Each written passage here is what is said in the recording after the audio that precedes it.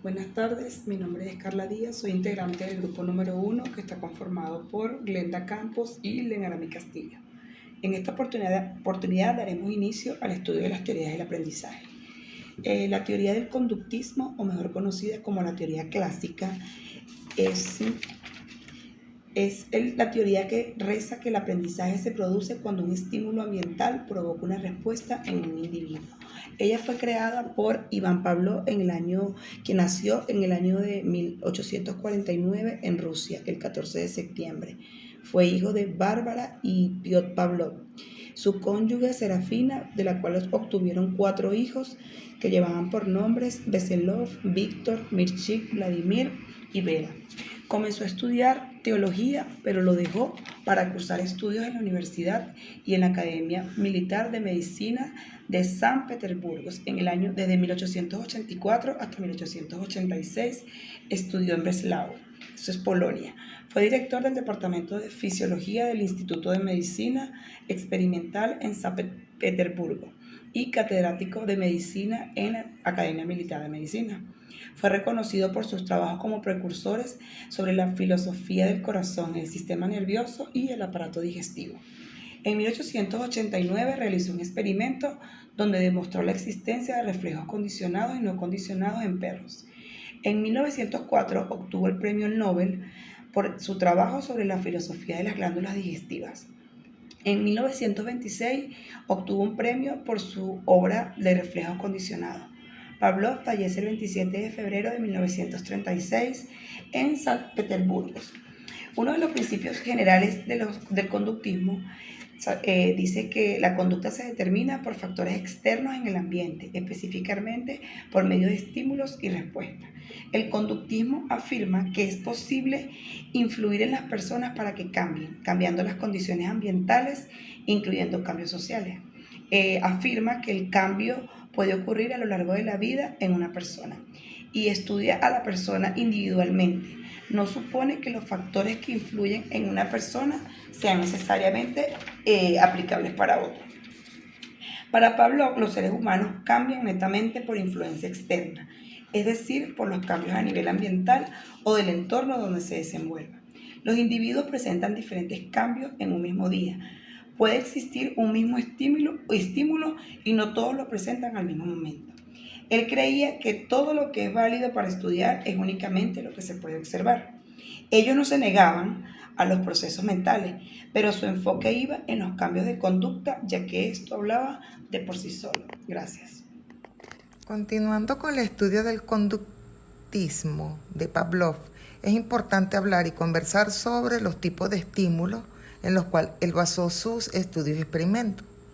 El primer estímulo es el incondicionado. Es un estímulo que de forma natural y automática produce una respuesta en el organismo. Es una respuesta innata o refleja, sin ningún aprendizaje previo. Luego tenemos el estímulo neutro. Es un estímulo que inicialmente no provoca ninguna respuesta significativa, o sea, que no es ni natural ni automática. El tercer estímulo es el estímulo condicionado. Este es un estímulo que se ha asociado repetidamente con un estímulo incondicionado, provoca una respuesta que es similar a la producida por el reflejo.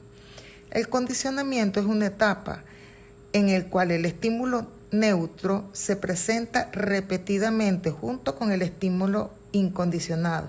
Después de varias repeticiones, el estímulo neutro comienza a generar una respuesta similar a la respuesta incondicionada. ¿Cómo podemos adaptar los experimentos de Pavlov al contexto educativo? Pueden usarse varias alternativas, entre ellas se tiene la creación de asociaciones. El condicionamiento clásico permite crear asociaciones entre estímulos y respuesta.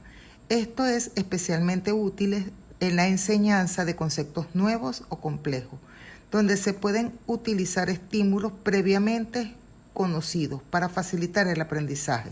Por ejemplo, un maestro puede utilizar imágenes visuales o sonidos específicos para asociar con conceptos abstractos y ayudar a los estudiantes a comprender mejor. Otra forma podría ser el establecimiento de rutinas y hábitos. Mediante el condicionamiento clásico es posible establecer rutinas y hábitos en los estudiantes al asociar estímulos específicos con acciones o comportamientos deseados. Se puede fomentar la automatización de dichas conductas. Por ejemplo, un maestro puede utilizar una señal auditiva o visual para indicar a los estudiantes que es la hora de recoger sus materiales al finalizar la clase. Con el tiempo, los estudiantes asociarán esa señal con la acción de recoger y la realizarán de manera automática sin necesidad de recordatorios constantes. Otra puede ser el aprendizaje emocional. El condicionamiento clásico también puede aplicarse al aprendizaje emocional. Se puede asociar estímulos neutros con emociones positivas para promover un ambiente de aprendizaje enriquecedor y motivador. Por ejemplo, un maestro puede utilizar música alegre o imágenes estimulantes para crear un ambiente emocionalmente positivo en el aula, lo cual puede favorecer a la atención, la motivación y el rendimiento académico de los estudiantes. Saludos, mi nombre es Lecnara Castillo.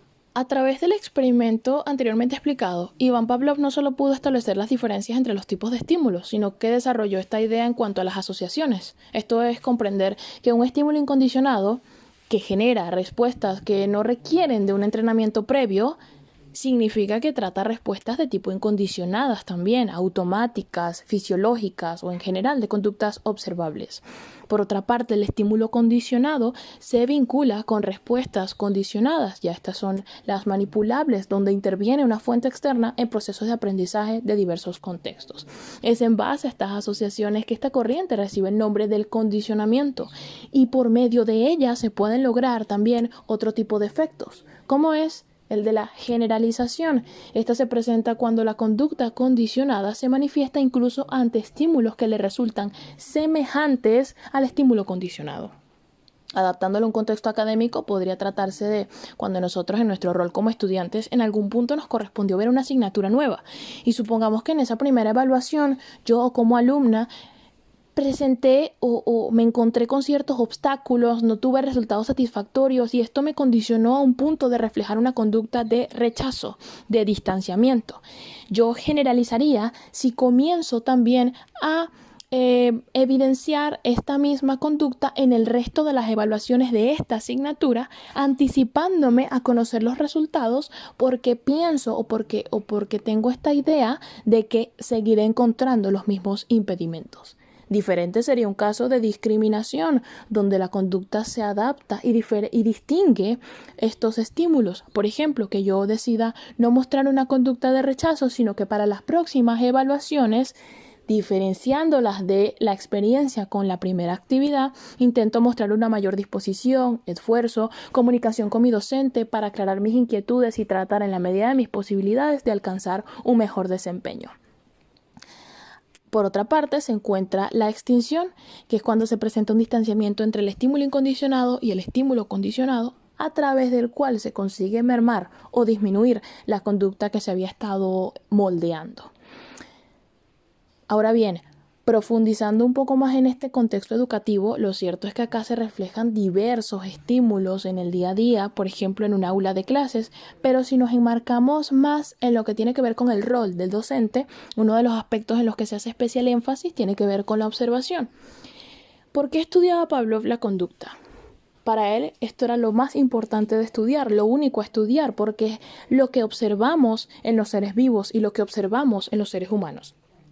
Por lo tanto, ¿cómo puede valerse el docente de la observación en relación a esta teoría?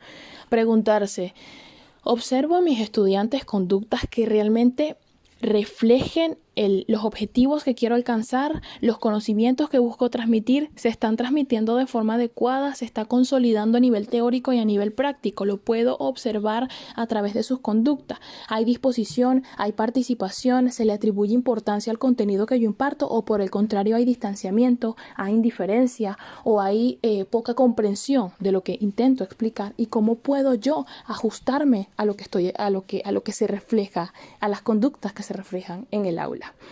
Y por otra parte se encuentra la comunidad educativa.